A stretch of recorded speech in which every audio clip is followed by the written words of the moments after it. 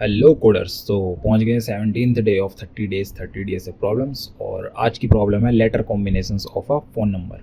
ये keypad phone तो probably आपने देखा ही होगा, जिसमें हर नंबर में रेस्पेक्टिव लेटर्स दिए रहते थे टाइपिंग के लिए। तो 1 में कुछ नहीं दिया होता था, 2 में ABC, 3 में DEF, ऐसे ऐसे, 8 में TU एंड 9 में WXYZ, और फिर 0 में कुछ नहीं, स्टार में कुछ नहीं एंड हैश में कुछ नहीं।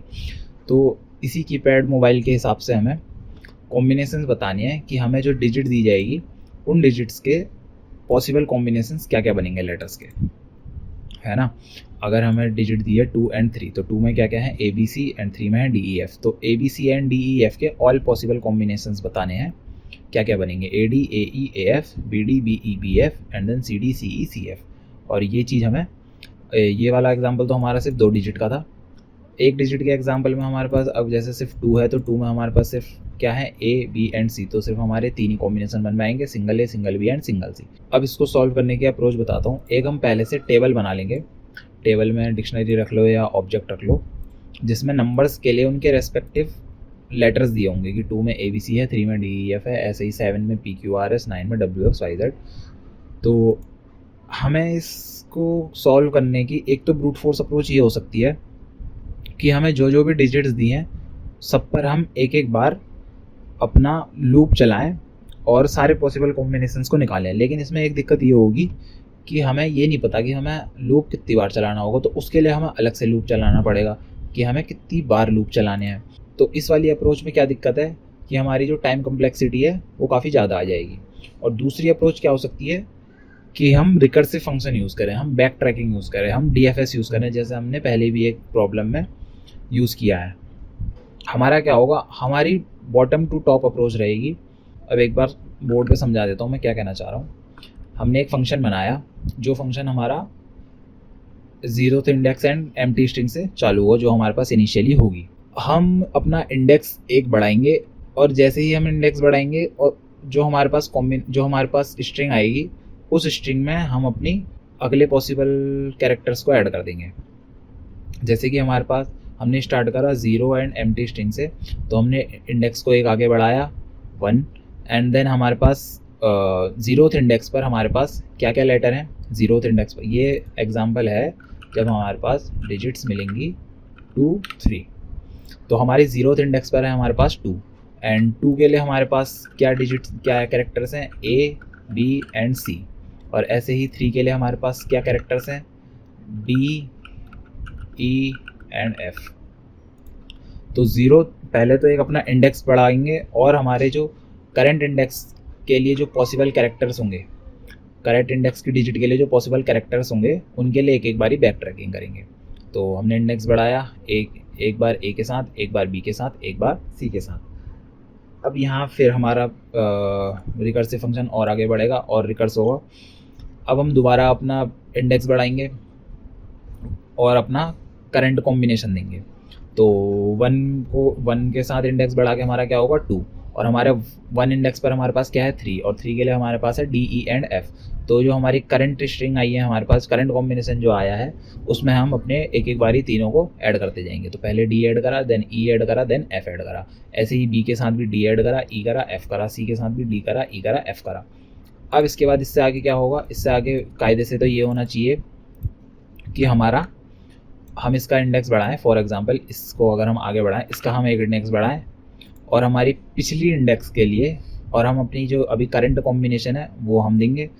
अब करंट कॉम्बिनेशन में हमारी क्या ऐड होगा कि हमारी जो सेकंड इंडेक्स पर जो हमारी डिजिट है, वैसे तो यहाँ पे है नहीं कुछ। फॉर एग्जांपल अगर यहाँ पे 4 होता, तो 4 के लिए देन हमारे पास क्या क्या पॉसिबल कैरेक्टर्स हैं।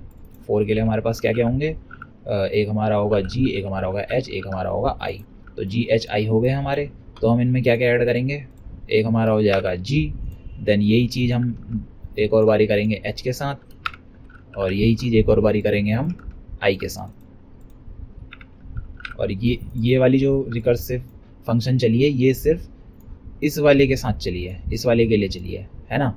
अब लेकिन हमें एक चीज़ ध्यान देनी है कि हमारा जो रिकर्सिव फंक्शन है कब स्टॉप हो जाएगा, जब हमारी इंडेक्स जो है हमारी डिजिट्स की लेंथ के बराबर हो जाएगी। जैसे कि हमारे यहाँ पे भी हमारे पास सिर्फ 2 डिजिट्स थी 2 एंड 3।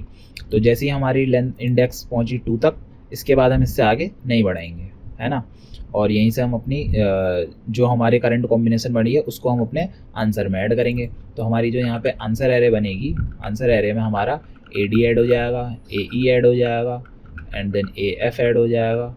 देन हमारा यहाँ पर से ये वाले भी हमारा 2 इंडेक्स तक पहुँच चुके हैं, तो हमारा BD ऐड हो जाएगा, हमारा BE ऐड हो जाएगा, एंड देन BF ऐड हो जाएगा। देन सेम यही चीज़ इस C वाले के साथ भी होगी, हमारे इंडेक्स 2 तक पहुँच चुके हैं, तो हमारा CD ऐड हो जाएगा, हमारा CE ऐड हो जाएगा, एंड देन हमारा CF ऐड हो जाएगा। और ये हम रिटर्न कर देंगे अपने टोटल फंक्शन से, ये हमारा आंसर हो जाएगा। अब इसका कोडिंग पार्ट देख लेते हैं एक बार। हमने पहले से अपना एक ऑब्जेक्ट बना के रखी है जिसमें हमने नंबर्स एंड लेटर्स की मैपिंग पहले से कर रखी है। तो एज ऑलवेज एक अपनी आंसर एरे बना लेंगे जो फिलहाल हमारी एम्प्टी रहेगी। तो हमें जो फंक्शन बनाना है जो हमारा बैक ट्रैक करेगा, ये हमारा क्या क्या आर्गूमेंट आएंगे इसमें, एक हमारा इंडेक्स आएगा और एक हमारा कॉम्बिनेशन आएगा कि हमारे करंट कॉम्बिनेशन क्या चल रही है लेटर्स की। तो अगर हमारा इंडेक्स पहुंच जाता है हमारा डिजिट्स की लेंथ तक, तो हमें क्या करना है, हमें एक तो रिटर्न कर देना है, और रिटर्न करने के साथ साथ इसके अलावा हमें अपनी आंसर एरे में पुश कर देना है जो हमारा कॉम्बिनेशन बना होगा अभी तक। अब दूसरी चीज़ हमें अपनी जो है, जो हमारे कैरेक्टर्स हैं, जो हमारे इंडेक्स मिली होगी उसके जो कैरेक्टर्स हैं उस पर हमें आइट्रेशन करना है। तो फॉर कैरेक्टर ऑफ जो हमने टेबल बनाई है टेबल, और उसमें से कौन सी इंडेक्स के जो हमें फंक्शन में मिली होगी बैक ट्रैक फंक्शन में, इसके लिए हम क्या करेंगे, फिर से बैक ट्रैक चलाएंगे। कैसे चलाएंगे, अपनी इंडेक्स में एक प्लस करके, और अपना जो कॉम्बिनेशन है उसमें अपना जो अभी करंट कैरेक्टर है उसको ऐड कर देंगे। ये चीज़ हो जाएगी, ये फंक्शन हमारा बन गया। तो हम अपने फंक्शन को कॉल कर देंगे बैक ट्रैक फंक्शन 0 इंडेक्स और एम्प्टी स्ट्रिंग के साथ, और यही चीज़ हमें जो हमारा आंसर बन जाएगा उसे हम रिटर्न कर देंगे लास्ट में। तो एक बार कोड रन करके देख लेते हैं, कोड में कोई सिंटैक्स एरर्स वगैरह तो नहीं है। बहुत बढ़िया, कोड तो रन हो गया। और इसको एक बार हम सबमिट करके भी देख लेते हैं।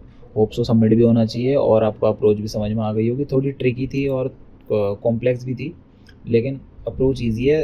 रिकर्सिव फंक्शन अगर समझ में आते हैं तो ये सॉल्यूशन भी आराम से हो जाएगा। तो मिलते हैं अब नेक्स्ट वीडियो में।